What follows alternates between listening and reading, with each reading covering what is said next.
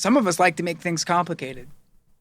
Xbox 360, Xbox One, Xbox One S, Xbox One X, Xbox Series X. I guess not everybody cares about console generations.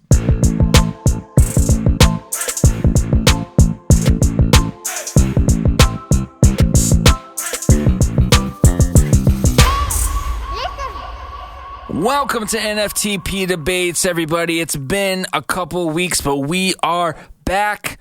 Please hit that like button, hit that subscribe button, get us in your feed. You're going to want to see what we have to say.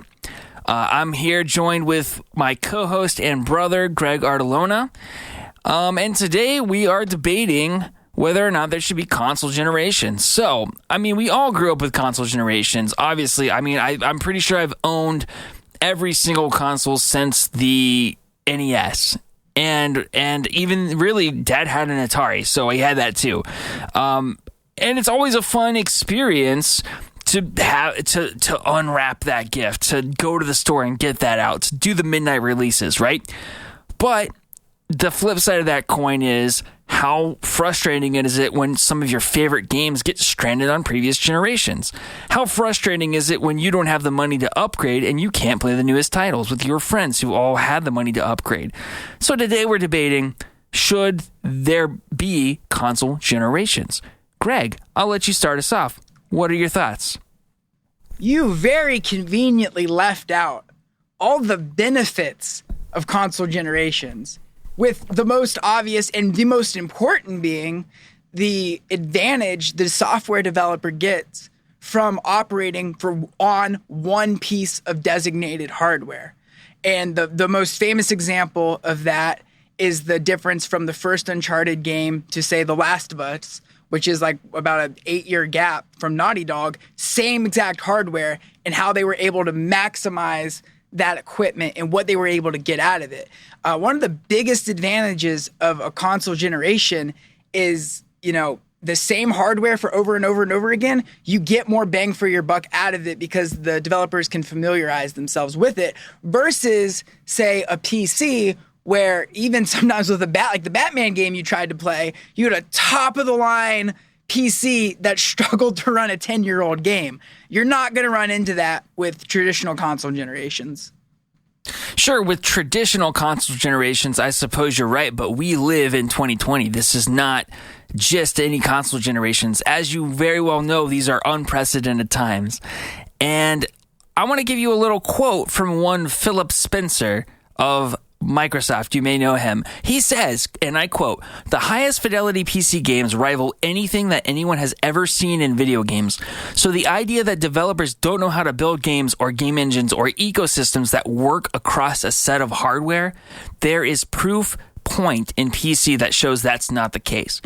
And I'm telling you, we're at a point where everything's the same architecture. Everything's x86. You develop, I'm not saying that it's as easy as clicking a button and it goes from the PS5 to the Xbox. But what I'm telling you is we're getting to a point where there's parity and scalability across different pieces of hardware.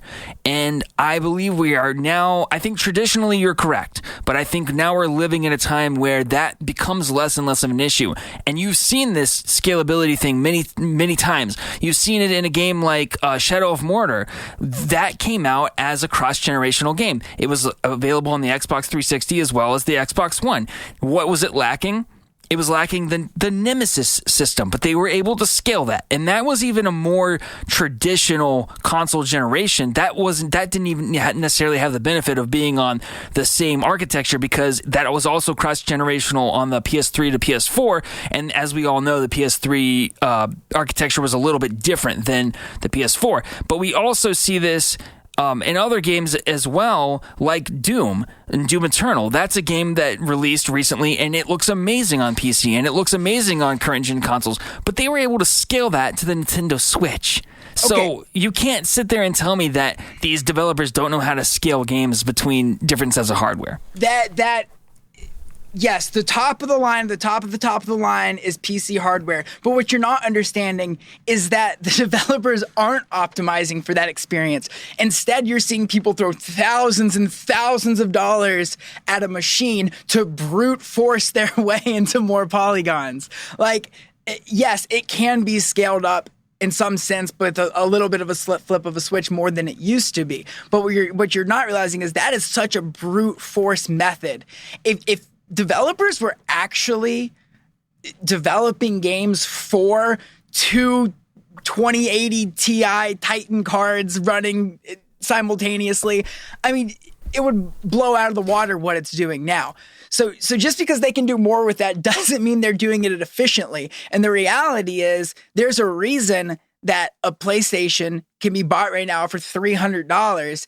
And for $300 right now, I guess you could get like a copy of Windows and a graphics card, right? The affordability of these consoles and what they can do at that affordability is a possible reality because of console generations. You will lose that economies of scale when you're not selling 100 million of the same console, right? If I'm selling 5 million PlayStations and then I'm selling 5 million PlayStation 1.1s and 5 million PlayStation 1.2s, and it's constantly iterating, you're not getting that same scale. Obviously, I'm going to have to disagree with you because that's what we do, right? Well, no. There's a difference between an 8-year console generation and halfway through it getting an S version or an X version or whatever, a Pro version, where they're iterating, but it's a relatively small change. And traditionally, we saw that all the way back as far as the 64 with like the expansion card type stuff, right? But there's a difference between that. It's still very, very much the same console. No, I'm seeing you there. I just think that's a very traditional mindset, and I just believe we're getting to a point where that stuff doesn't matter as much as it used to. And I'm gonna have to quote Phil Spencer again here. He says, "quote As a player, you are the center of our strategy. Our device is not the center of our strategy. Our game is not the center of our strategy. We want you to enable you to play the games that you want to play with the friends you want to play with on any device. That, to me, is the future." I understand what you're saying and being limited traditionally and historically, but I think we're on the precipice of something new. I think this is next gen. I think next gen is the ability to play these games on any platform you want to play them on. And you can do that and still have console generations. There's no reason I can't play Fortnite on my phone and my PC and my Xbox and still have an Xbox A followed by an Xbox V followed by an Xbox C. And here's the thing though, when you're saying things like, oh, it's scalable between strong platforms and weak platforms, big platforms, different level, different graphics card in this Xbox versus that Xbox, what you're missing there is these light switch moments in video games that are coming that aren't just graphics based. To this point, the iterations have been better graphics. But that's not what the future generations are going to be about. The future generations are going to be about, hey, here's a physics engine that can't be run on your previous generation. Hey, you literally can't do ray tracing on a PlayStation 4. It doesn't have the horsepower. Hey, you can do ray tracing on a PlayStation 5. Okay, yeah, we could scale it back and technically make this game run on that hardware. But these are light switch moments. The Ratchet and Clank game, we were talking on the phone about this earlier today. When they're jumping between worlds, the developer said point blank, this could not exist on a PlayStation 4. Now, maybe they're lying and trying to hype up their own thing, but I'm going to take them at face value and say this could not run on that previous generation. And I'm hoping that PlayStation 5 to PlayStation 6 one day allows for another light switch moment where you're not being held back by having to try and placate to the weakest PlayStation. Just like when a phone game comes out for an iPhone, they're trying to make it, oh God, there's still 25 million iPhone 6 users. Oh no, our app better be able to run on an iPhone 6. Let's dumb it down. I don't want to get in that situation. I want that next, hey, let's all together look at each other and say 1, 2, 3, jump. And when we get there and we land, we got something new. We hit the next level, and we don't have to babysit those people that got unfortunately left behind. I'm not totally disagreeing with you, but I see no reason why you can't have it best of both worlds. I see no reason why you can't have a version of the game that has the ray tracing, that has the zero load times on these newer generation platforms and consoles and hardware, but then have the same game scaled back a little bit and use your tool set to do that. And I think we're getting to a point where something like Unreal Engine 5 is going to start to allow these developers the flexibility to not have to do a bunch of rework to scale between two different platforms. Yeah. I think I'm hoping that we get to the point where it is a light switch. This is going to have ray tracing and this is not going to have ray tracing. Export, two different versions. Okay, let me ask you this. This is a hypothetical, but I think this will paint the better picture. Let's take the Ratchet and Clank developers at face value and say they genuinely actually could not physically make that game happen on a PlayStation 4. But they can on a PlayStation 5. Okay, that's a PlayStation first party, for all intents and purposes, PlayStation only title here. What if the Call of Duty developers wanted to make a Call of Duty game where you're jumping between dimensions like that? And when they walk into Activision and say, here's our awesome idea for a new Call of Duty, but it can't run on PlayStation 4 that has 100 million consoles out there. Do you know what Activision's going to say? Well, you're not making that game then. And the fact is, we don't know what games we're not going to get that we otherwise would get in that scenario. And I want to push that boundary. I want games where combat is physics-based, where when I hit you upside the head with a sword and your helmet flies off and the trajectory of that helmet is physics-based. And I want the whole game built around these experiences that take more horsepower. But to do it, we all have to collectively agree. Frankly, as much as I hated them for this at the time, this is kind of like Apple taking away the headphone jack. It's saying, hey, y'all, I know you don't want to hear this right now, but you're really going to like AirPods, and these cords suck. So we're going to make you leap. And guess what we all did? We leaped. Some of us did, yeah. I mean, I did, but there's still some people out there. Shoot, Mom has AirPods. I got AirPods. Yeah. Okay. So where do we land on this for real? Because for me, I'm like, it's a case by case. I don't think developers should allow themselves to be limited by hardware, but I certainly think if you are developing a game that doesn't necessarily need to have the features of the newest, there's absolutely no reason why it can't exist on cross-generational. Kind of my broader picture point here is for the rest of forever, these consoles better bring with them backwards compatibility. But I think you limit yourself far too much by guaranteeing people forward compatibility. Because then you have to manufacture your games to the lowest common denominator. And I think there are genuine downsides to that. So I think some of the nuance here is, what do we really mean by generation? Because is PlayStation 4 to PlayStation 4 Pro, is that a generation or is that a non-generational jump? And Sony, who's adamant about, we believe in generations, they keep saying it over and over again, but even they had the PlayStation 4 and the 4 Pro, which is an intergenerational leap. I think it kind of depends how you define the word, but to me, my bigger picture point here is, we can't guarantee forward compatibility and still push the envelope.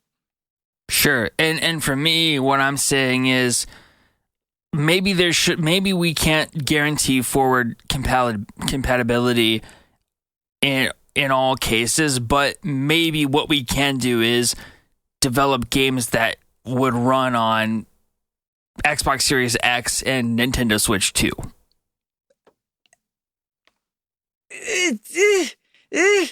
What are you gaining from that?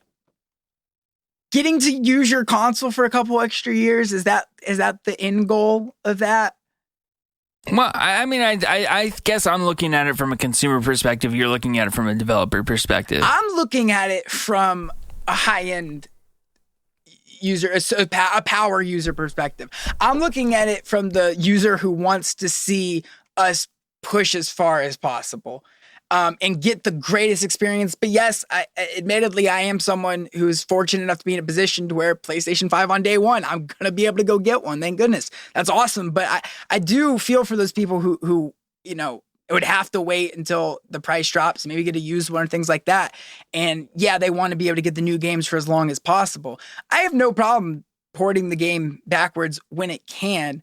But still, I think the advantage of this hard break is that they don't have to do that anymore.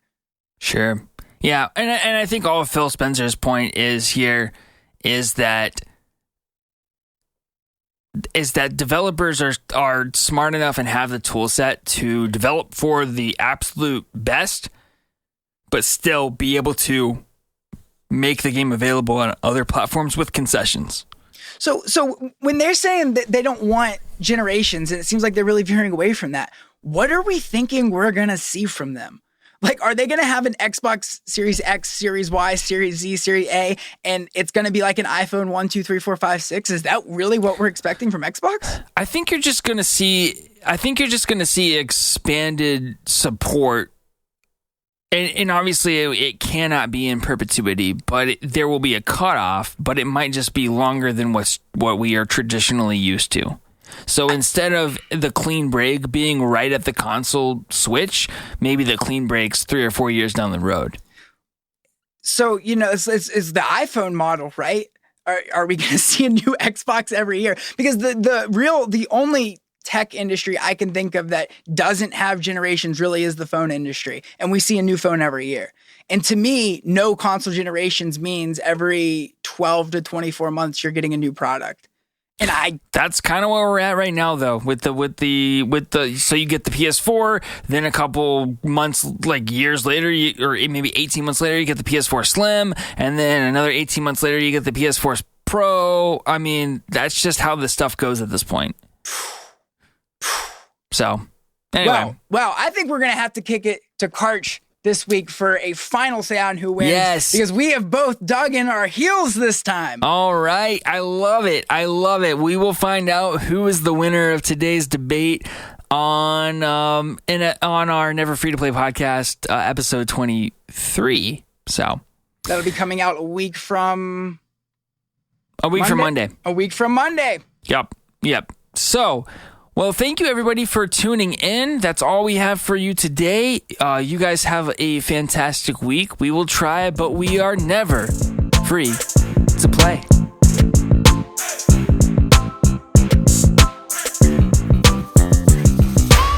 Okay, have you ever seen the movie Oliver and Company? Mm-mm. It's on Disney Plus. And let me tell you the premise. Some rich gangster is extorting a homeless man to pay him money, and so he makes his homeless dogs go out and find items that he can sell to a pawn shop so he can pay back some rich gangster dude. Like dogs or like homies? No, real dogs. Actual dogs. Talking dogs. I mean, they can't talk to the humans, but they can talk to each other. There's one named Tito, and he is super stereotypical Mexican, and he's like, yeah, man, let's do it, man. My name is Tito, man. Calm down. Tito's vodka. Yeah, and then he also makes an unwanted sexual advance on the really hot poodle, which is weird. And then Just to be clear, you're the one who called the poodle hot. It's implied. It's implied. No, you put that on that poodle. They never said in the movie, that's a hot poodle. You were just like, holy, oh, that's a hot poodle. Hey, don't put this on Disney that you're watching a kid's movie and like, look at that poodle. He had really nice hair.